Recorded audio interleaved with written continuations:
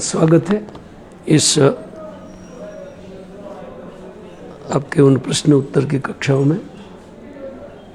और आप लोग के पास जो कोई प्रश्न होगा उन प्रश्न को मैं ठीक से उत्तर देने की चेष्टा करूंगा। श्रील प्रभुपाद महाराज की कृपा से और हमारे गुरु महाराज की कृपा से जो कुछ मैंने सुन रखा है और जो शास्त्र पाठ से मैं जो कुछ जानता हूँ, तो उसके अनुसार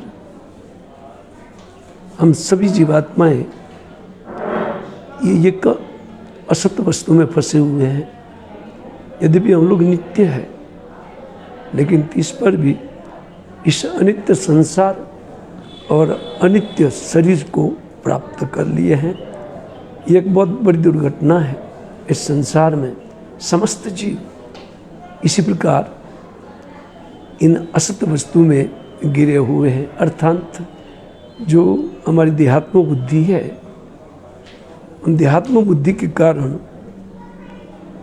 हमें जो एक अहंकार उत्पन्न होता है कि मैं ये करता हूँ, वस्तु तो ऐसा बात नहीं है। हम करता है नहीं, बल्कि भ्रांति से हम ये सोच रहे हैं कि हम करता है। उसका कारण ये है कि भगवान के हम लोग अंश है, और उनका अंश होते हुए भी हम लोग उनकी सेवा को भूल करके एक ऐसी कुव्यवस्था में फंस गए हैं, ठीक है, जिनका हल किसी मनुष्य के पास नहीं है। अगर हल है तो श्रील प्रभुपाद जैसे महान वैष्णवों की संगति से ही इस अनेक प्रकार की दुविधा से हम लोग निकल सकते हैं। मैं चेष्टा करूंगा कि आपका किसी भी प्रकार का कोई आध्यात्मिक हो या भौतिक हो, किसी प्रकार का आपके पास कोई प्रश्न है तो उन प्रश्नों को आप रख सकते हैं। मैं पूरी कोशिश करूंगा। हाँ, लेकिन आपको ये बात समझ लेना चाहिए कि कुल मिलाकर के जो हमारी स्थिति यहाँ है, वो स्थिति दुखपूर्ण है। आप सब जानते हैं कि कितने कितने प्रकार का इस संसार में दुख है, और कष्टों से, नाना कष्टों से संसार भरा हुआ है। और केवल संसार में कष्ट है ऐसा बात नहीं है। हमारा जो शरीर है, वो शरीर भी कष्टपूर्ण है। तो बहुत बड़ी कुव्यवस्था में हम लोग फंसे हुए। इसमें थोड़ी सी कहीं सुख की भ्रांति होती है।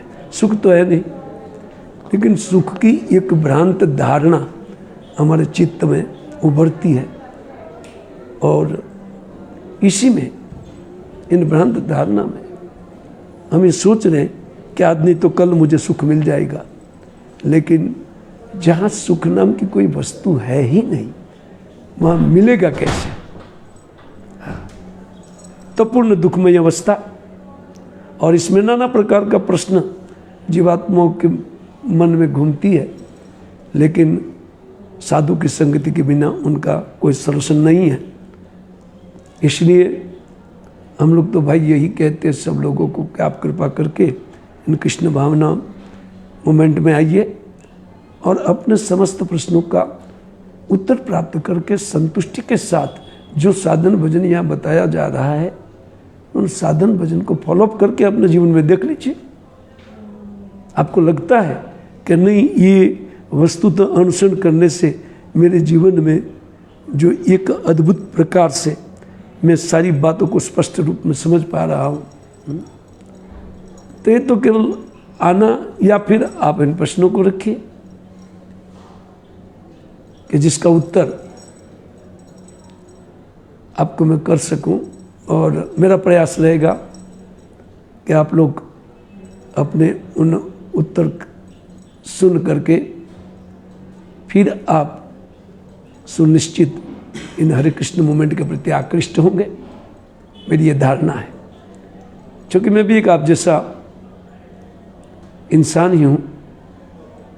बट जब श्रील प्रभुपाद महाराज की पुस्तक मेरे हाथ में आई, उनके बाद में जो मेरा परिवर्तन हुआ है, और इस परिवर्तन से जो आज सुख की अनुभूति इन दुखमय संसार में मुझे हो रही है, मैं सोच रहा हूँ कि आपके साथ इन सारी बातों को मैं शेयर करना चाहता हूँ। अतः आपकी कोई जिज्ञासा उठती है तो कृपा करके आप अपनी जिज्ञासा को रखें, मेरा पूर्ण प्रयास रहेगा। एक प्रश्न है प्रभु जी। जी, विश्व पंचमी के विषय में क्या है और कैसे इसको करना चाहिए?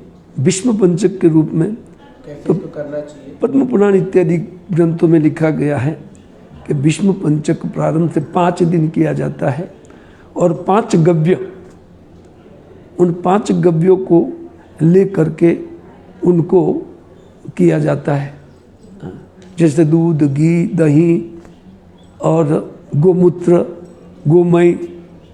तो इन 5 गव्यों को मिला करके मिला करके उनको लेने का विधान है और उसी को लेते हुए व्यक्ति तपस्या पूर्वक और भगवान के अत्यंत भक्ति भावपूर्ण उन 5 दिन जो व्यक्ति बिताते हैं, वो कहते हैं कि अनेक जन्मों पर्यंत जो तपस्या व्यक्ति नहीं कर सकती या बड़ी बड़ी तपस्या जो लोगों ने की है या आगे भविष्य में करेंगे, उन सब का फल ये केवल कार्तिक के लास्ट 5 दिन में व्यक्ति प्राप्त कर सकता है। और इसमें ऐसा भी नहीं है कि हमको भूखा रहना है। जो दूध, दही इत्यादि का आहार पूर्ण आहार माना जाता है, घी इत्यादि का, तो उसको लेते हुए व्यक्ति को ये करना है। जैसा नहीं फ्रूट खाकर भी लोग करते हैं, वो तो जैसे अपने कैपेसिटी के अनुसार, शारीरिक अवस्था के अनुसार, लेकिन उपवास का तो अन्न खाना नहीं चाहिए और अन्न नहीं खा करके इन गव्य को सेवन करते हुए इसको पूर्ण किया जाता है। इसलिए उनको भीष्म प्रतिज्ञा बोलते हैं। ये भीष्म पंचक नाम ही उनका। भीष्म माने ऐसी प्रतिज्ञा जो 5 दिन लगातार कंटिन्यूअस तपस्या। जैसे हम देखते हैं कि इतर संप्रदाय में लोग 2-2 महीना तक भूखे रहते हैं। हम इससे भूखे रहने के लिए नहीं बताते हमारे शास्त्र। हमको तो केवल जो विधि विधान के द्वारा जिस प्रकार बताया गया है, बस उस व्यवस्था में फिट होना चाहिए। जी, अगला प्रश्न है महाराज श्री, अगर अंतिम समय में श्रीमती राधा रानी का स्मरण आ जाए क्या होगा? अंतिम समय में राधा रानी का स्मरण एकाएक नहीं हो सकता है, इसके लिए ट्रेनिंग चाहिए। क्योंकि अंतिम समय एक ऐसी वस्तु है या ऐसा समय होता है जिस समय में हमने पूरे जीवन में जो जो किया है उनकी एक रील की भांति हमारे सामने आता है। जैसे हम फिल्म की भांति पूरा जीवन हमने जो जो किया है वो फटाफट आएगा। और इसमें से हमारा माइंड जिस प्रकार ज़्यादा फोकस जिनके ऊपर किया है जीवन में, वही वस्तु अंतकाल में व्यक्ति को याद आती है। और इसके अनुसार राधा रानी की याद तो कभी नहीं आती है, बल्कि हमारे द्वारा जब भोगे गई वस्तु है और ज़्यादा भोग किया है तो वही सामने आता है। जैसे भरत महाराज के विषय में ये दर्शाया गया है, श्रीमद् भागवतम सप्तम स्कंद में लिखा गया है कि भरत महाराज तपस्या में रत थे और तपस्या पूर्वक भगवान की भक्ति करते थे, लेकिन ये कि हरिण में आखिर उनकी आसक्ति हो गई और इस आसक्ति के चलते जब उनका इन काल समाप्त हुआ तो उसी टाइम वो हरण उनको सामने बैठा हुआ दिखाई पड़ा। इसलिए एकाएक नहीं होगा, श्री राधा रानी की याद एकाएक नहीं आएगी। पूरे जीवन में जिन्होंने राधा राधा किया है या राधा रानी का खूब नाम लिया है, उनके प्रभाव से राधा रानी की कृपा से वो आते हैं, हाँ, तो उनकी याद आती है, अन्यथा याद आना बहुत मुश्किल है।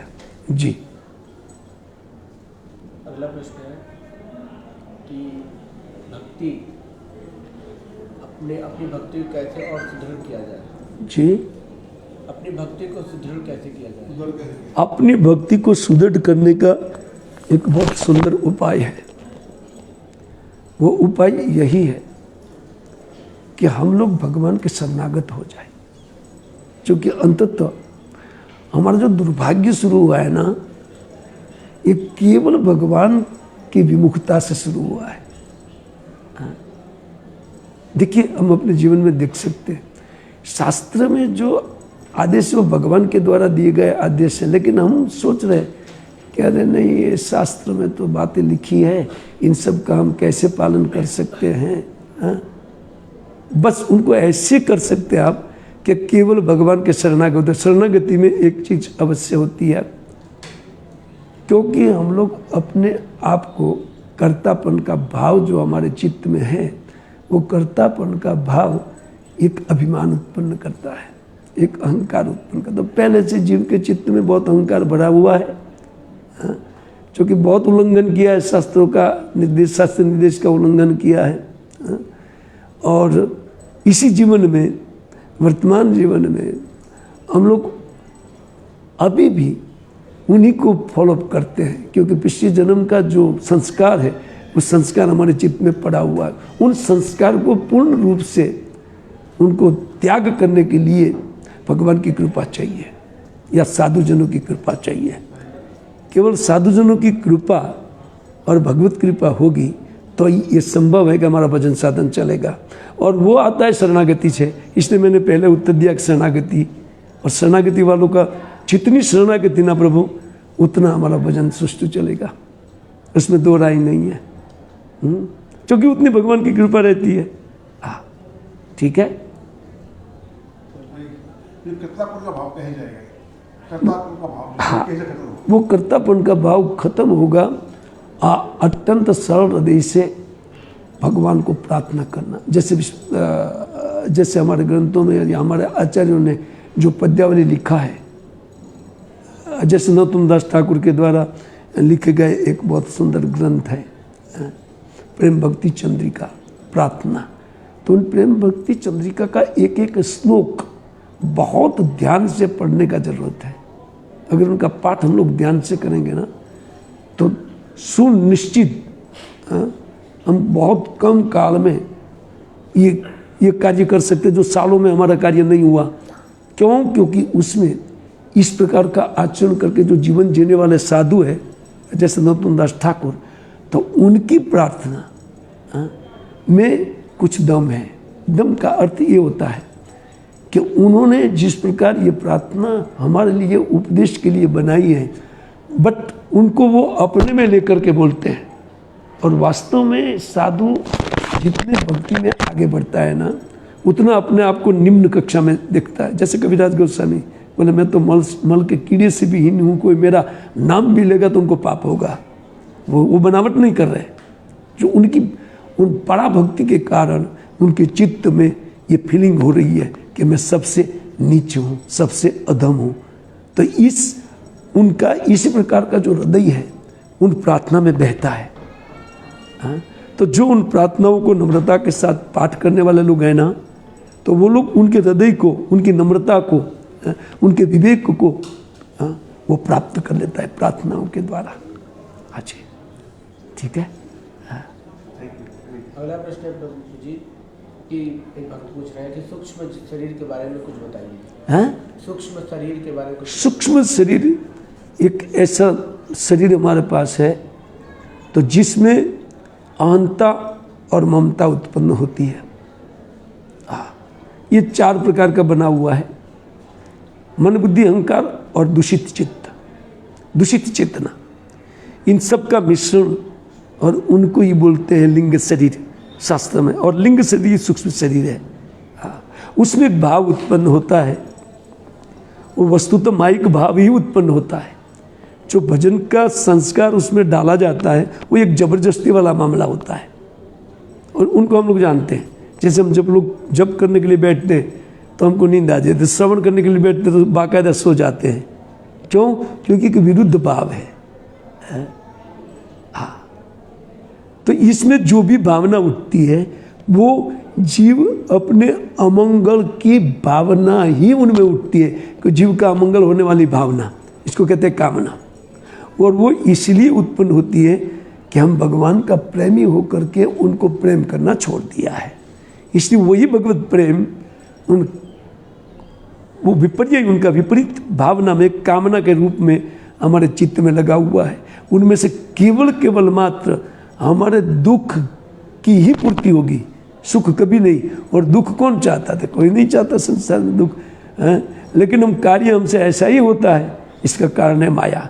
क्योंकि माया की त्रिगुणात्मिका माया ने इन सद्गुण रजगुण तमोगुण उनके द्वारा उन सब जीवात्माओं के माइंड की चालना उन 3 गुण के द्वारा माया करती है। और ये 3 गुण जब तक हमारे चित्त में रहता है तब तक उनमें भोगों की भावना रहेगी, कामना रहेगी, दोष रहेगा। तो बेटर यही है कि उन सब कामनाओं को कृष्णार्थ करे। जैसे कृष्ण को बीच में रख करके श्रील प्रभुपाद महाराज अपने अनेक पुस्तकों में यही बात लिखे है कि ठीक है, कोई बात नहीं, आपको जो कार्य करना है लेकिन उन कार्य के बीच में कृष्ण को रख करके कीजिए। ताकि उसमें एक बात हो जाती कि अपना कर्तापन का अभाव व्यक्ति को महसूस होने लगता है। वो थोड़ी बहुत मात्रा में पहले होता है, लेकिन बाद में उन महद जो कर्तव्य जिनका है भगवान, उन भगवान को व्यक्ति धीरे धीरे समझ पाएगा। और उनका अनुभव में जब आएगा कि वस्तुतः हम भगवान की ही हेल्प के द्वारा जी रहे हैं, तो उस टाइम आपका भजन रंग लाएगा। बाकी तब तक की कुव्यवस्था में हमको रहना पड़ेगा। तो ये सूक्ष्म शरीर की कुव्यवस्था यही है कि इसमें मैं और मेरेपन की जो कुश्चित भाव है, यद्यपि ये भगवान का सब कुछ है, हम लेकर के कुछ नहीं आए हैं। और यहाँ जो कुछ भी हमको मिलता है वो सब कुछ भगवान का मिलता है, लेकिन हमारा चित्त में एक अहंता का भाव होता है और एक ममता, ये मेरा है बस, इसी को ये चित्त उत्पन्न करता है। इसलिए इन दोष को छुड़ाने का एक ही उपाय है शरणागति। और वो शरणागति व्यक्ति भगवत भक्तों की कृपा से ही प्राप्त कर सकता है। एक भक्त का प्रश्न है, वो फिर से जानना, मतलब वो नहीं थे शुरू में, तो पूछ रहे हैं कि भीष्म पंचक के बारे में कुछ शॉर्ट में बता दीजिए। तो वही मैंने कहा भीष्म पंचक के बारे में कि ये भीष्म प्रतिज्ञा है, अर्थात भीषण प्रतिज्ञा व्यक्ति करते कि 5 दिन में कुछ नहीं खाऊंगा। जैसे कुछ लोग होते हैं वो 5 दिन पर्यंत कुछ नहीं लेते हैं, कुछ नहीं, जो केवल एक चुल्लू भर कुछ दूध इत्यादि ले रहे हैं, इनको भीषण प्रतिज्ञा बोलते हैं। लेकिन उसका अर्थ ये नहीं है कि सभी को इस प्रकार करना चाहिए, क्योंकि प्रत्येक जीव की एक शरीर की कैपेसिटी होती है, उन कैपेसिटी के अनुसार तपस्या को उठाना होता है। लेकिन ये तपस्या का जो फल है ना, वो फल हम कल्पना भी नहीं कर सकते, क्योंकि इसका वास्तविक फल है भगवान में मन लगना। और ऐसा कहते हैं कि एक बार भगवान में जिनका मन लग गया तो उन लोगों को अनंत कोटि ब्रह्मांड का एक पैकेट बना करके जेब में डाल दिया जाए और जो बेनिफिट होता है वो भी कम है। ये भीष्म पंचक का फल है, भगवान में बुद्धि लगना। पूछ रहे हैं प्रश्न महाराज श्री, इंग्लिश में मैं ट्रांसलेट करें, जब कोई व्यक्ति मरता है तो हम कैसे जान सकते हैं, कैसे जानेंगे कि वो स्वर्ग गया है, नरक गया है या भगवत धाम गया? यस, ये देखिए, श्रद्धा शब्द शास्त्र कहे सुदृढ़ विश्वास, एक ही चीज है हमारे पास, वो है शास्त्र।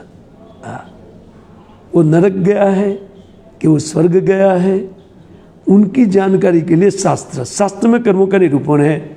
जैसे भगवद गीता, ऊर्ध्व गच्छन्ति सत्वता, मध्य तिष्ठन्ति द्वादशा, जगन्न गुण वितिष्ठा, अधो गच्छन्ति तामसा। इसमें बताया गया है कि सत्वगुण में जिनका मृत्यु होता है तो वो स्वर्ग की ओर गति करता है, और रजगुण में जिनका मृत्यु होता है तो वो इसी मनुष्य जीवन को प्राप्त करता है। और वही व्यक्ति अगर ज्ञान में मर जाता है, तमोगुण में मरता है, तो सुनिश्चित उनकी गति अधोगति होती है, अर्थात तामसिक योनि उनको प्राप्त होती है। ये तो भगवद गीता बताती है। और इसके ऊपर विश्वास ही वस्तुतः एकमात्र एक जानकारी के रूप में ठोस, पर उनका विश्वास एकाएक हमको उत्पन्न भी नहीं होता है। लेकिन एक बात अवश्य है कि जब कोई जीव शरीर छोड़ दिया, जैसे अपने संबंधी शरीर छोड़ दिया, तो हम लोग बोलते हैं कि ना हमारे संबंधी चले गए। ठीक है, बॉडी तो पड़ा है, शरीर तो आपके सामने है, तो कैसे आपके संबंधी चले गए? आप तो उस शरीर के साथ व्यवहार करते थे। बोले नहीं, जो उस शरीर में रह करके हमारे साथ लेन देन करता था वो चला गया। हाँ, तो देखिए इसको कहते हैं मृत्यु। मरण कभी जीवात्मा का नहीं, अमृत से पुत्र, शास्त्र बोलते हैं, भक्तिविनोद ठाकुर लिखते हैं कि जीव अमृत का पुत्र है। अमृत माने भगवान, और भगवान का पुत्र होने के नाते उनका मृत्यु नहीं है। न जायते म्रियते वा कदाचित नायम भूत्वा भविता, भगवद गीता लिखती है। वो बारंबार जन्म लेने वाला है ही नहीं, उनको जन्म मृत्यु है ही नहीं। एक बार उनका सर्जन हुआ है तो बस हो गया, उनके बाद में उनका मरण कभी नहीं होता है। ये जीवात्मा का स्थिति है। तो मरण का अर्थ या ये कैसे कौन कहा गया, उस शास्त्र के अनुसार जाना जाएगा। ठीक है, ठीक है। जब ये शास्त्रों के द्वारा इसको जाना जाता है तो उन शास्त्र विश्वास व्यक्ति में कैसे आएगा? एक समझने वाली बात है कि ठीक है, लेकिन यहाँ तो हवा है, भगवान तो हवा की तरह दिखाई नहीं पड़ता, और सामने भोग है, वो तो प्रत्यक्ष मिल रहे हैं, अपनी इंद्रियां तुष्ट होती है, लेकिन उनकी तुष्टि थोड़ी देर के लिए होती है, जैसे भूख। तो भूख का एक दुख उत्पन्न होता है, लेकिन हम सोचते हैं कि खाने के बाद एक संतुष्टि मिलती है, लेकिन वो परमानेंट संतुष्टि नहीं है।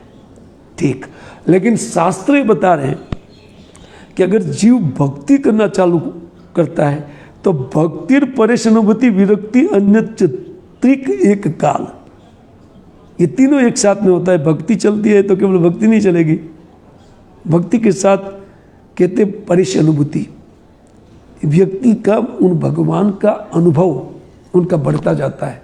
ये अनुभव है ना, वही शास्त्र का शब्द है। जैसे शास्त्र में लिखा है वही अनुभव में आएगा, दूसरा कुछ नहीं आएगा।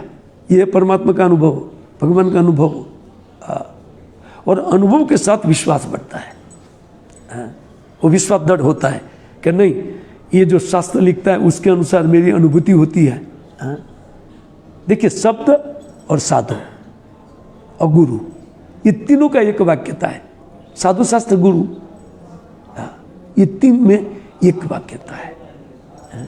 इन तीनों के ऊपर जिनका विश्वास होता है वो व्यक्ति शीघ्र सब कुछ समझ आएगा, उनमें दो राय नहीं है। जैसे शास्त्र में विश्वास, ऐसे साधु के प्रति, और जैसे साधु में है उनसे कई ज्यादा गुरु में। और ये विश्वास होने से व्यक्ति कभी भी पछताएगा नहीं, और उनको पूर्ण संतुष्टि लाभ हो जाएगा। जैसे हम लोग अपने जीवन में ये सब एक विश्वास का थोड़ा बहुत विश्वास, इनमें कह रहा हूँ कि हम लोग ने भगवत प्राप्ति कर लिया, ये भगवत प्रेम हमको मिल गया है। लेकिन एक बात तो मिली है कि कुछ भी वस्तु मिले उसी से हम संतुष्टि सीख लिए है। ये शास्त्र में लिखा है, संतुष्टियां येन केन वा, कहते शास्त्र में कि जो व्यक्ति जो कुछ मिले उससे संतुष्ट है, उनके पास अवकाश रहेगा, समय रहेगा ना भाई। वो समय तो भक्ति में लगाने के लिए है, क्योंकि मनुष्य देह में जीव को जब जीने का अवसर मिलता है तो उनका सर्वोपरि धन है मनुष्य जन्म का जीवन का काल। ये सबसे बड़ा धन है, सर्वोपरि धन है। तो हम लोग तो कम से कम ये समझ चुके हैं, और जो कुछ भी वस्तु मिलता है उससे संतुष्ट रह करके हम लोग बाकी का समय उन भगवान की भक्ति में, उनका श्रवण कीर्तन, उनका नाम जप करने में हम लोग हमारा समय व्यतीत करते हैं। बाकी दुनिया में भोग तो बहुत है, लालसा हमको भी हो रही है, ऐसा नहीं है कि हमको भोगों की लालसा नहीं है, लालसा है। लेकिन उन लालसा से शास्त्र में लिखा है कि जो भगवान का शरण ग्रहण करते हैं वही निर्भय रह सकते हैं, और जो उनका भजन नहीं करते वो सदैव भय में रहते हैं। उस वचन को हम हमारे जीवन में चरितार्थ होता दिखाई पड़ता है। देखिए, इसको कहते हैं श्रद्धा, या उसको कहते हैं विश्वास। क्योंकि श्रद्धा एक उनकी एक अवस्था है जो नवीन अवस्था, और वो दृढ़ होता है तो उनको विश्वास बोलते हैं। तो कहते हैं कि श्रद्धा शब्द विश्वास का सुदृढ़ निश्चय, कृष्ण भक्ति कह ले सर्वकर्म कृत कह है।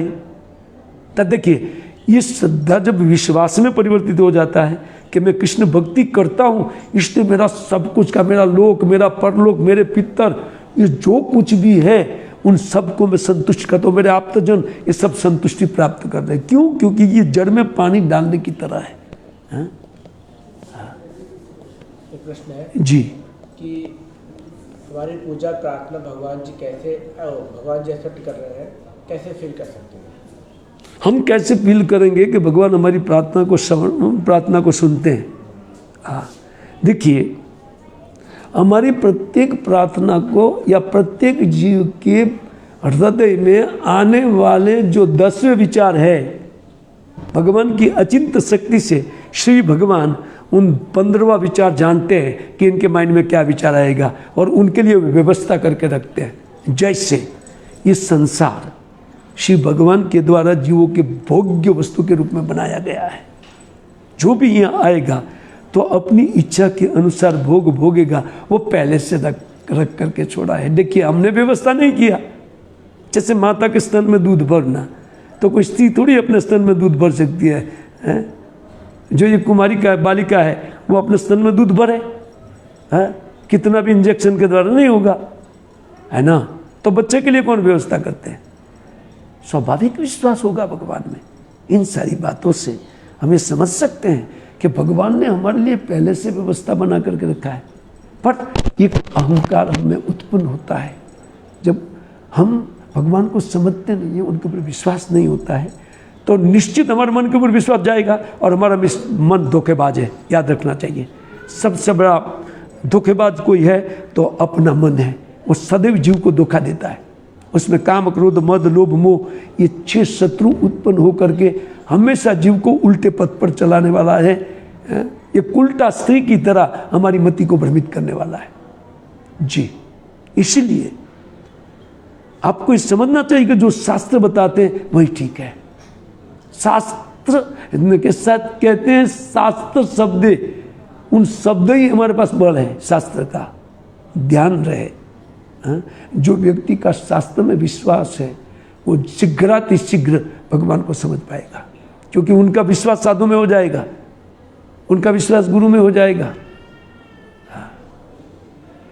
ठीक है प्रभु। पहला प्रश्न है कि अहंकार के ऊपर कुछ बताइए। अहंकार के बारे में बताइए। अहंकार के विषय में यही कहते हैं कि देखिए, प्रकृति क्रियमाणानि गुणे कर्माणि सर्वशः। यहाँ जो कुछ भी, सर्वस्व का अर्थ जो कुछ भी होता है हमारे शरीर के द्वारा होता है, या प्रकृति में जो कुछ घटना घटती है, या हमारे पास जो कुछ आने की व्यवस्था होती है, वो सारी व्यवस्था प्रकृति क्रियमाणानि, ये प्रकृति का क्रिया है। ये प्रकृति भगवान की बहिरंगा शक्ति है। जीव को वस्तु भी प्रदान करने वाली होती है, और जीव को एक भोगाई तन, ये हमको जो हमारे पास शरीर है उनको भोगाई तन बोलते हैं। ये भोगाई तन भी प्रकृति ने दिया है। तो ये दोनों व्यवस्था प्रकृति का है, लेकिन कर्ता हम इति मन्यते। फिर भी कुछ हम कार्य का फल, अच्छा फल आता है, हम सोचते हैं कि ये हमारे कारण आया है, अगर मैं नहीं करता था तो मुझे नहीं मिलता था। ऐसा बात नहीं है। अगर आप बैठे रहेंगे ना घर में, आपको जो वस्तु मिलना है, जिस टाइम मिलना है उसी टाइम मिलेगी। आपके मेहनत से कुछ नहीं मिलता है यहाँ। अगर ऐसा होता कि मेहनत से मिलते थे तो लगभग 75% ऐसे लोग हैं जो बहुत बहुत मेहनत करके उनको 2 टाइम की रोटी मिलती है। बताइए, ऐसे अफ्रीका का देश है, उन कंट्री में मैं देखा हूँ वहाँ जा कर के, कि वो कड़ी मेहनत के बेचारा 2 टाइम की रोटी कमाते है कि नहीं। और वहीं पर कोई व्यक्ति एक फ़ोन करके उनके जीवन भर का रोटी कमा लेते हैं। क्यों? इनके नसीब में लिखा है और इसके नसीब में मेहनत लिखा है। समझे ना आप? विश्वास का, न विश्वास का बात ही नहीं है। हाँ, भाग्य हमारा है, उन भाग्य के अनुसार भोग दिया जाता है जीवों को। हाँ, ठीक। ये व्यवस्था किसकी है? ना भगवान की। हाँ, तो भगवान ने सभी के लिए सब कुछ व्यवस्था रखा है, लेकिन बीच में जीव अपने आप को कर्ता समझ रहे हैं। सुनिश्चित गत जन्म का जो कर्म किया है, अपने आप को कर्ता समझने के कारण अभी दुख मिल रहा है। जो वस्तु चाहिए वो मिलती नहीं है, क्योंकि उन भोगों की लालसा इतनी बड़ी हुई है गत जन्म का संस्कार के कारण कि आपको करोड़ों देने के बाद भी आप संतुष्ट नहीं होंगे। क्योंकि पूर्व जन्म में करोड़ों आपके पास था। हाँ? अब खरबों लिखा नहीं है, कहाँ से मिलेगा भाई? करोड़पति थे, कुछ दान डोनेशन किया नहीं है, उन करोड़ों को भोग में लगा दिया, अब कैसे मिलेगा? एक भिखारी के घर में जन्म होगा। या हो सकता है कि मनुष्य जीवन से च्युत होना पड़े। जी, इसलिए अवंतिका का ब्राह्मण की कथा बहुत सुंदर है। एकादश स्कंद में भगवान उस कथा को बोलते हैं। एक ब्राह्मण था, प्रश्न आएगा तो बोलना बीच में। एक ब्राह्मण था, उन ब्राह्मण संपन्न ब्राह्मण था, सब कुछ उन पर कोई कमी नहीं था। उस ब्राह्मण को एक टका का भी कमी नहीं, लेकिन इतना लोभी था कि लोभ के कारण वो किसी को भी एक फुट्टी कौड़ी देने के लिए तैयार नहीं था। किसी को नहीं, अपनी पत्नी के लिए, और पत्नी को डांटता था, ज़्यादा खर्च कर दिया या खर्च कर दिया। और मुश्किल से वो कुछ नहीं, दिवाली बिवाली त्यौहार आता है, वो बोले त्यौहार व्यवहार नहीं, दिवाली तो आता जाता रहेगा, हमको क्या लेना देना है, खुद क्यों खर्चा उतना करेंगे, है? अच्छा, लेकिन दैव से उनके कई धन कर चुकाने की नहीं चुकाया था, उनमें चला गया, कुछ आग में जल गया, और कुछ चोर के द्वारा लूट लिया गया, और दुर्भाग्य उनका प्रारंभ हो गया। और वो दुर्भाग्य व्यक्ति इतने दुर्भाग्यशाली हो गया कि सारे कुटुंब परिवार ने उनको छोड़ दिया मरने के लिए। जाओ मरो, अभी तुम अभी तक यही काम किए हो, हमको परेशान किए हैं, तो तुम मरो बस, जाओ। वो छोड़ दिया। और यहाँ तक कि गांव के लोग जो उनके जानते थे, उन थू करते थे, उन पर थूकते थे। और इसी से उनको परम वैराग्य उत्पन्न हो गया कि संसार में कोई अपना है नहीं, अपना है तो एकमात्र परमात्मा अपना है। ऐसा वैराग्य उत्पन्न हुआ भगवत कृपा से। लेकिन वो रेड बात है, बाकी व्यक्ति को संसार में वैराग्य सीखना पड़ेगा। हमारा आसक्ति इतना प्रबल है, उन आसक्ति को काटने की चेष्टा करना पड़ेगा। दो प्रकार है काटने का उन आसक्ति को। उन आसक्ति को काटने का एक प्रकार है नाम जप। जितना ज़्यादा आप नाम जप करेंगे, वो नाम जप आपके कर्म को काट देगा। तो आपकी आसक्ति कट गई, कर्म कट गया, उसका तो आसक्ति कट गई। तो आसक्ति कट गई तो भजन में सुविधा आ गई। प्रश्न आने पर बोलना आप, तो भजन में सुविधा आ गई, और भजन में जितनी सुविधा आती है तो उतना बेनिफिट मिलता जाता है। ये एक पे है। प्रारब्ध से सुख दुख आते हैं जी, भक्ति से प्रारब्ध कट जाते हैं। हाँ जी, ये कॉन्ट्राडिक्टरी क्लियर करेंगे, मतलब ये जो संबंध एक दूसरे का कैसे है, क्यों है? जैसे मान लीजिए भक्ति जो है वो भगवान की आध्यात्मिक शक्ति है, उनका प्रभाव क्या है? भक्ति एकमात्र उन भगवान को समझने के लिए है एक, और समझ करके वही भक्ति भगवान के प्रति भाव निर्माण करती है, और वही व्यक्ति पुनः उस भगवान के प्रति प्रेम उत्पन्न करती है। ये तीन अवस्था भक्ति का है, एक विधि भक्ति, एक भाव भक्ति और एक प्रेम भक्ति। ये तीन अवस्था भक्ति का है, और ये भाग्य से पर है। किसी को भाग्य से भक्ति नहीं मिलता है, भाग्य से करोड़ों नहीं, कदाचित भाग्य से ब्रह्मा बन सकते हैं, नो प्रॉब्लम। इस पूरे ब्रह्मांड का उनको अध्यक्ष बना दिया जाएगा। लेकिन मैनेजर, मालिक कोई, पहले बताया कि सर्वम खलुदम, नहीं सॉरी, इस जो कुछ भी है वो भगवान का है। यहाँ कोई मालिक नहीं है। इसलिए यहाँ एक बहुत बड़ा मैनेजर, तो उनको 2 साल का आयुष्य मिल गया, सब कुछ फैसिलिटी उनको मिल गया, क्योंकि सारे जीवों का लेखा जोखा रखना है, यह सब बहुत बड़ा जिम्मेदारी है।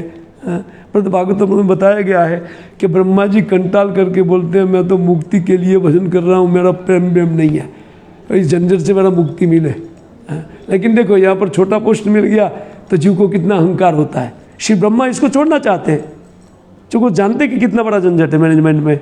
मालिक तो कोई है नहीं, जो मालिक समझे तो मूर्ख नंबर 1 है कि यहाँ मालिक है। तो रही भक्ति की बात। अब ये भक्ति जो है तो वो दूषित कर्म या सुकृति दोनों को काटती है। ध्यान से श्रवण करें आप, हमारी दुष्कृति और हमारी सुकृति, इन दोनों वस्तु की काट है भगवान की भक्ति, और वो भी साधन भक्ति। साधन अवस्था में वो दोनों काट के देगी। इसलिए कहते सुभदा और क्लेशग्नि, ये दो उनका भक्ष्यामृत सिंधु में रूप गोस्वामी पाद वर्णन करते हैं। उनका 6 प्रकार बताते हैं, 3 भक्ति और एक भक्ति का 2 प्रकार बताते हैं। हाँ, तो इसमें से पहला प्रकार है क्लेशग्नि, सुभदा। हाँ, ये 2 प्रकार विधि भक्तिकारी के जीवन में ये घटना घटती है। जब वो भक्ति करते हैं तो भक्ति उनके दूषित कर्म को और उनकी सुकृति को, पुण्य को भी काटती है, क्योंकि पुण्य भोगने के लिए एक शरीर लेना पड़ेगा और शरीर दुखदाई है। शरीर जैसे मिला तो दुख ही बस साथ में लगा हुआ है। एक सिक्के की दो पहलू है शरीर में, एक सुख और एक दुख। जब तक शरीर रहेगा सुख दुख रहेगा। अरे भाई, राजा लोग को भी बुखार आता है कि नहीं आता है? बताइए। शरीर है तो दुख का कारण है। एक्चुअली शरीर होना ही नहीं चाहिए हमारे पास। तो भक्ति उन शरीर का निर्माण करती है जिसको अप्राकृत शरीर कहते हैं। वो प्राकृत नहीं है, जिनमें कोई दुख शोक मोह एक तनिक भी नहीं है, थोड़ा सा भी नहीं है, उनको अप्राकृत शरीर। तो जैसे जैसे हम लोग भगवान की भक्ति करते हैं तो भक्ति से इन सुकृति और दुष्कृति दोनों कट जाता है, जो बंधन का कारण है। और दोनों में को बेड़ी बता रहे हैं, क्योंकि एक तो सोने की बेड़ी और एक लोहे की बेड़ी, बाकी दोनों बेड़ी है भाई। बेड़ियाँ पग में ठीक नहीं है, वो जेल तो मिलेगी, चाहे फर्स्ट क्लास की जेल हो या सेकंड क्लास या थर्ड क्लास की जेल हो, जेल जेल है। देखिए, तो भक्ति वो उन जेल से मुक्त करके भगवत सेवा में उनको ले जाती है। ये भक्ति का कार्य है। और भक्ति कभी सुकृति से नहीं मिलती है। सुकृति से आपको इस संसार की वस्तु मिल सकती है, और भगवत भक्ति तो गुणातीत है, कैसे मिलेगी? इसलिए गुणातीत भक्ति को करना पड़ता है। और कर्म के अनुसार जो भोग की इच्छा हमारे चित्त में है, तो वो इच्छा हमारे कर्म के अनुसार भगवान जितना कर्म हमने किया उसके अनुसार उनकी पूर्ति होगी। थोड़ा सा भी कम ज़्यादा नहीं, ध्यान रहे हमारे मेहनत से कुछ नहीं मिलेगा,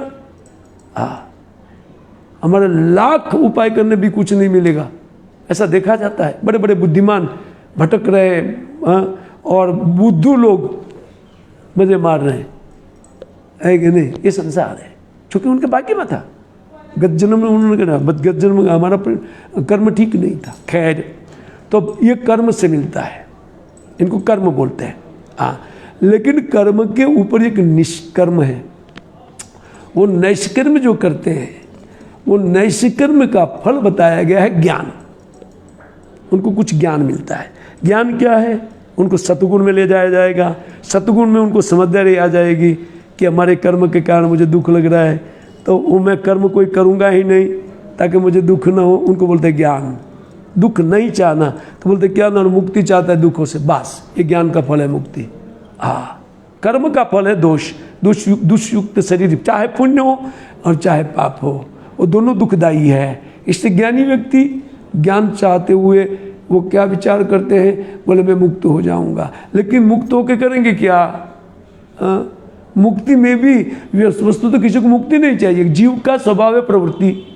अब मुक्ति में कोई प्रवृत्ति है नहीं तो बोर हो जाएगा, इससे बोर हो जाएगा। पर भगवत भक्ति एक इतनी सुंदर वस्तु है जो भगवान में प्रवृत्ति कराएगी, भगवान में प्रवृत्ति कराती है, और प्रवृत्ति करा करके भगवान में भाव निर्माण करती है। जैसे हमारे संबंधियों का भाव, हमारे संबंधियों के प्रति हमारा भाव है, उसी प्रकार का एक भाव का उदय कृष्ण के प्रति होगा। ये बड़े भाग्यवान जीव है।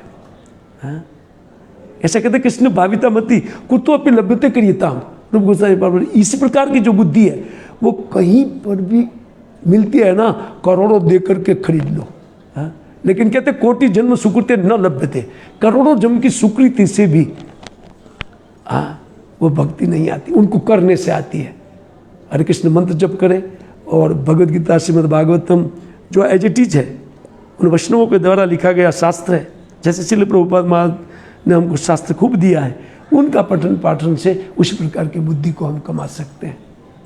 प्रश्न है जी, कि हमारा मन शांत नहीं रहता है, मैं क्या करूँ? तो अशांत मन का ही स्वभाव है, उसमें आपको क्या करना है? एक ही काम करना है, उनकी शांति के लिए भगवान का भजन कर लेना चाहिए। जितना हो सके ज़्यादा उनको प्रवृत्त रखिए भजन में, तो आपको शांति मिल जाएगी। शांति का अर्थ सुख है।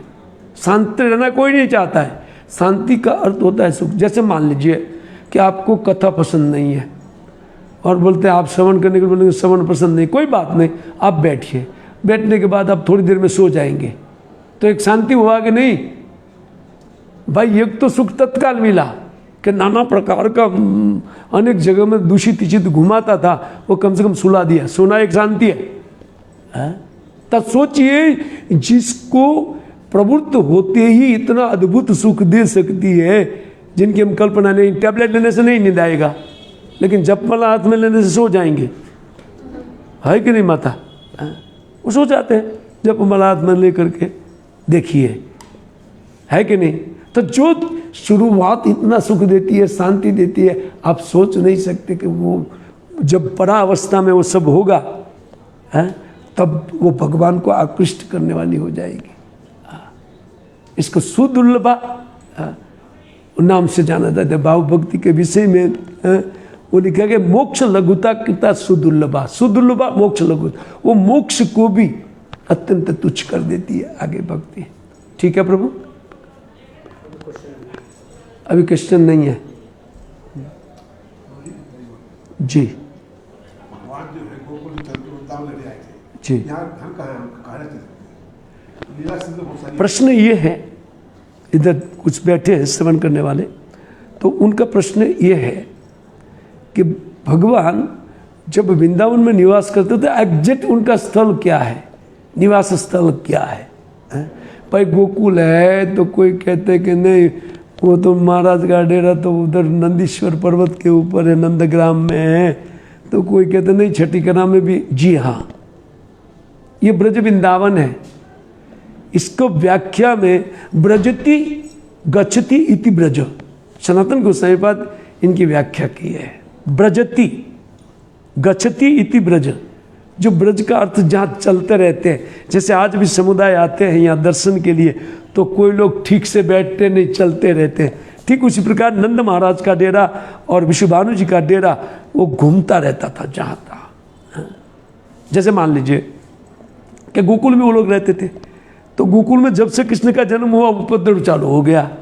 उनके पुतना इस कौन कौन सकटासुर ना, बकासुर ना, अगासुर ना, सब लोग वहीं से चालू हो गया। अधिक इतनी विपत्तियों के बाद में भी देखो इसी महीने में घटी हुई घटना, 2 पेड़ बिना आदि गिर गए।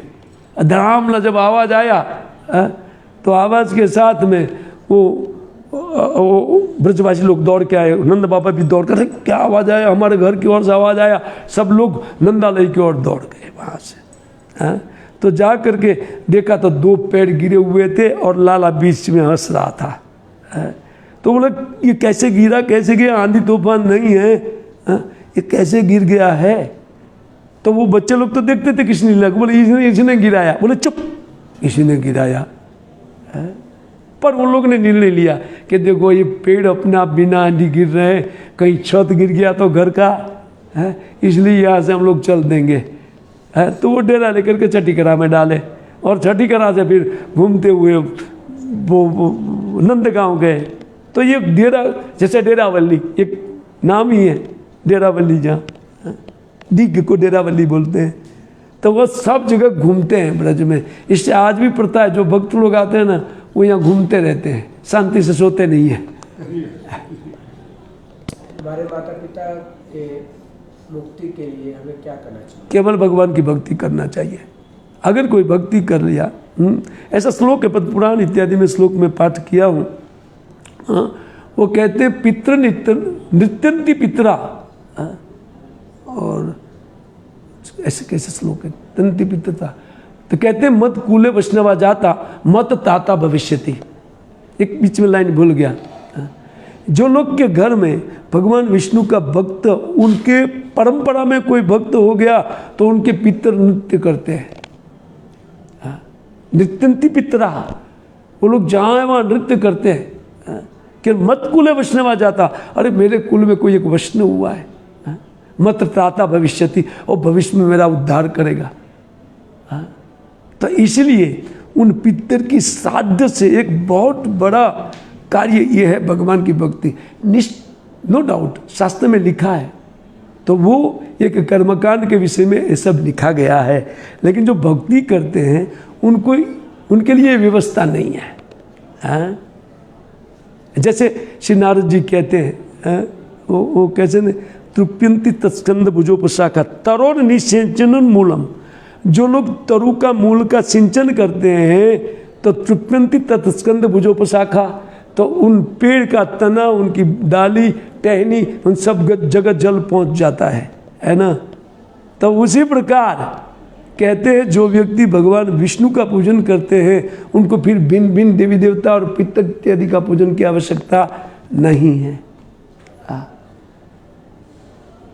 क्यों? क्योंकि हम हमारा सब कुछ जो है वो मुकुंद की सेवा में लगा दिया है। तो उनको जरूरत नहीं है।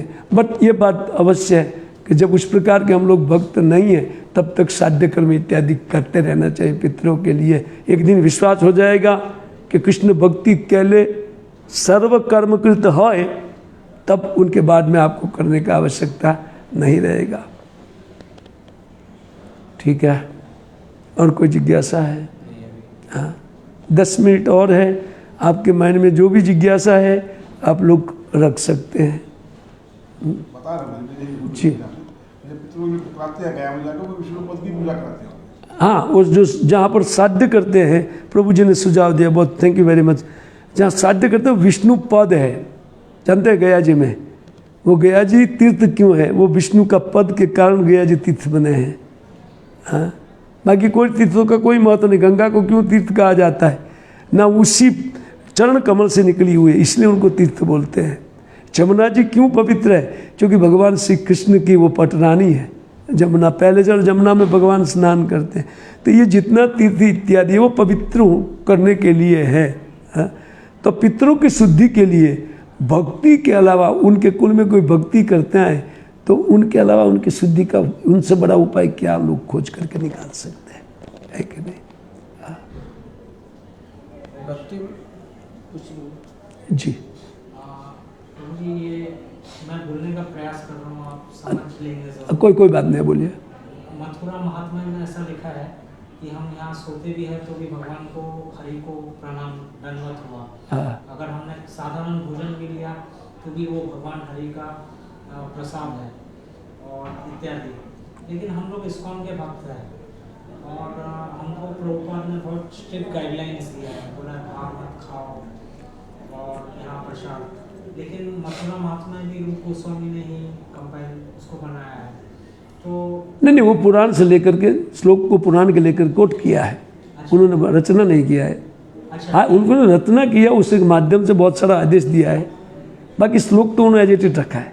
जी, तो कभी कभी मतलब फिर जैसे वो कार्तिक महात्म्य में आता है कि वो चूहा घूम रहा था, उसके आग लग गई पूंछ पे, फिर बाद में भगवान ने उसको ये स्वीकार, पूंछ में नहीं, उन्होंने मुख में बत्ती जलता हुआ घी पीने के लिए लिया था और छटपटाने लगा, ऐसा ऐसा करने लगा, तो भगवान ने सोचा तो मेरी आरती कर रहा है, उनको वैकुंठ मिलना चाहिए। हाँ, और तो प्रभु जी अभी ये हम लोग तो शास्त्र में इन कथाओं को वास्तविकता सत्य मान के जी उसमें श्रद्धा रखेंगे। लेकिन इस्कॉन में पता नहीं कैमरा पे हो, फिर भी इस्कॉन में कभी कभी अगर हम रूल रेगुलेशन को स्ट्रिक्ट फॉलो नहीं करते हैं धाम में तो उनकी निंदा की जाती है। हम उनकी निंदा की देखिए जाती है। उसमें जस्ट फिनिश, जैसे प्रभुपाद ने जो स्ट्रिक्ट गाइडलाइंस दिया है, ऐसा नहीं भोग लगाओ। हाँ, और ऐसे धाम में पड़े रहोगे तो बोलेंगे तू तो आलसी है, ये क्या। लेकिन हम लोग भगवान का चिंतन भी कर रहे हो जी, है ना प्रभु। तो आप क्या करेंगे? जी देखिए, प्रश्न ये है ऑनलाइन वालों के लिए, कोई वो लोग सुन नहीं ना इसको।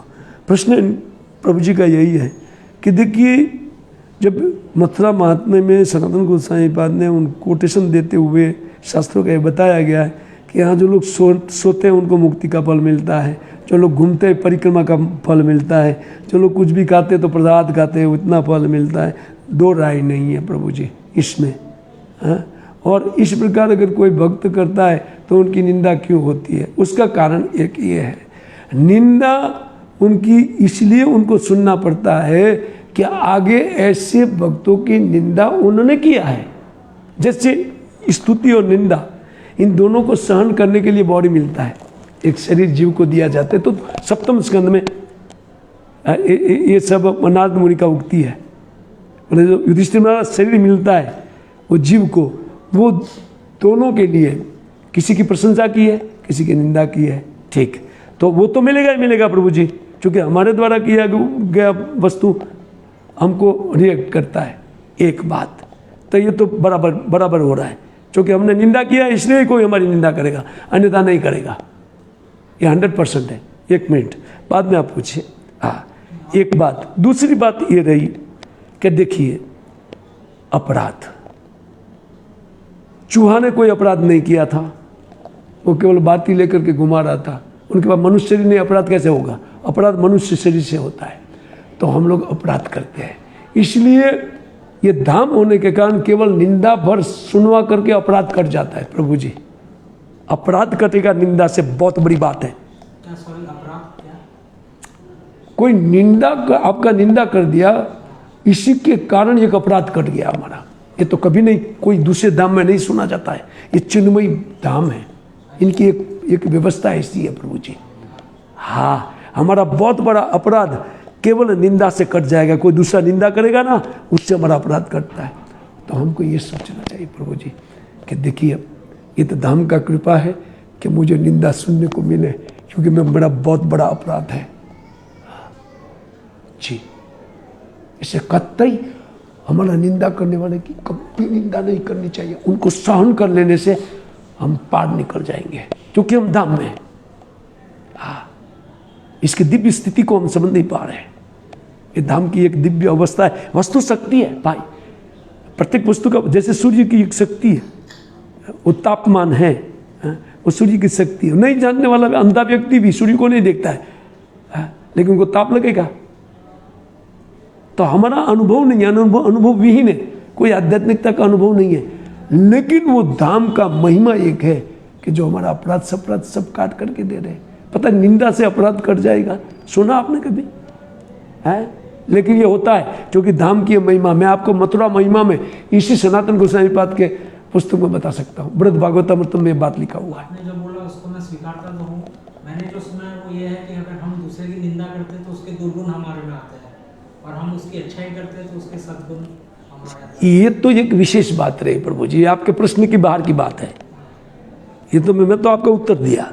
हाँ, ये तो प्रश्न की, ये तो अच्छाई का बात है ना, ये रही अच्छाई की बात। लेकिन जो निंदा होती है वो हमारे द्वारा उस व्यक्ति की गई है, इसलिए हमको निंदा मिल रही है। इसमें हमारा ही गलती है, हमारा फॉल्ट के कारण हमको मिल रहा है। दिक्कत क्या है स्वीकार करने में? यस, हरे कृष्णा। और कुछ कैसा? घर में बड़े बुजुर्ग जपा में इंटरेस्ट नहीं लेते जी, कैसे समझाएं? हाँ, इसको केवल जपा कीजिए। उनको, वो आपको मना तो नहीं कर रहे हैं, वो समझ नहीं पा रहे। बूढ़े लोग हैं, बूढ़े लोग को बहुत जल्दी बुद्धि नहीं आता है। जैसे बच्चे को जल्दी बुद्धि नहीं आता है, उनको स्कूल भेजना पड़ता है, और 7 साल के बाद में व्यक्ति वैसा ही बालक जैसा हो जाता है। उनका बुद्धि ना भजिया लाओ ना ये लाओ, अरे भजिया आपको पता नहीं है भाई, आपको तला हुआ चीज़ पता नहीं, फिर भी खाते हैं।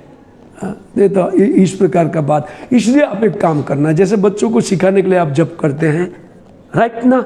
हाँ, उसी प्रकार बूढ़े को सिखाने के लिए केवल जप कीजिए। हाँ, उनको कभी भी जवाब मत दीजिए। हाँ, अगर वो सुनना चाहे तो कुछ प्रचार कर लीजिए, वो सुनना चाहे तब। नहीं सुनना चाहते हैं तो आप केवल आचरण के द्वारा उनको भक्ति सिखाइए। गुरुजनों को उपदेश नहीं दिया जाता है, शास्त्र का आदेश है। ठीक है प्रभु जी? और कोई जिज्ञासा प्रभु जी है? ऑनलाइन कोई जिज्ञासा है? ठीक है, हमारा टाइम भी हो रहा है। ठीक है, थैंक यू वेरी मच। हाँ, बताइए। जैसे कि अभी हम लोग इतने सालों से देखते हैं, काफी लोग दूसरे संप्रदाय में जाके दीक्षा लेते हैं, हालांकि यहाँ पे दीक्षा लेने के बावजूद ऐसा क्यों करते हैं? उसका कारण ये है, उनके पास अज्ञान है, वो जानते नहीं है। श्रील प्रभुपाद महाराज ने जो किताबें लिखी है वो रूप सनातन को बराबर फॉलोअप करने वाली किताब है, और रूप सनातन जैसा बुद्धि किसी के पास नहीं है। साक्षात भगवान गौरांग महाप्रभु कृष्ण है, और उनके पार्षद उनके नित्य परिकर आए हुए। कौन बुद्धि लाएगा उनके समान? वो लोग मूर्ख है या मूर्ख नंबर 1 है। वो सोच रहे हैं कि हम दीक्षा लेकर के तैर जाएंगे, नहीं तैरेंगे, उल्टा अपराध करेंगे। क्योंकि उनको वहाँ उस जिस सिचुएशन में, देखिए भजनकारी व्यक्ति बहुत कम है संसार में। भगवान को भी उनका ध्यान है कि भजन करने वाले की संख्या उंगली पर गिन सकते हैं। उनके लिए वैसी व्यवस्था में उनको डाला गया है। हाँ, और सिद्ध लोग के साथ वो भजन नहीं कर पाएगा, उल्टा अपराध करके वापस आएगा। उनका गिरेगा, नरक में गिरेगा। फिर वो लोग क्यों देते हैं कि जब ये इस्कॉन के फॉलोवर? अरे भाई वो लोग तो एक दयावश दे देते हैं, मान लीजिए कि कोई जीव आया है तो दयावश वो दे देते हैं, वो तो उनकी दयालुता है, हैं? लेकिन वो हमको भारी पड़ेगी ना, क्योंकि हम उनके चित्त को नहीं समझ पा रहे, वहाँ अपराध कर बैठेंगे, उल्टा नरक गिरेंगे। ठीक है माता? माता का ये प्रश्न था कि यहाँ इस्कॉन में दीक्षा लिया हुआ व्यक्ति भी दोबारा अपर संप्रदाय में जाकर के दीक्षा लेते हैं, इसके विषय में आपका क्या कहना है? ठीक प्रश्न किया था ना आपने, मेरा यही कहना है। अब ऑनलाइन से कोई प्रश्न नहीं है ना? ठीक है, ठीक है। फिर हरे कृष्णा, दोबारा अगर मिलेंगे जब प्रभु जी बुलाएंगे। हरे कृष्ण।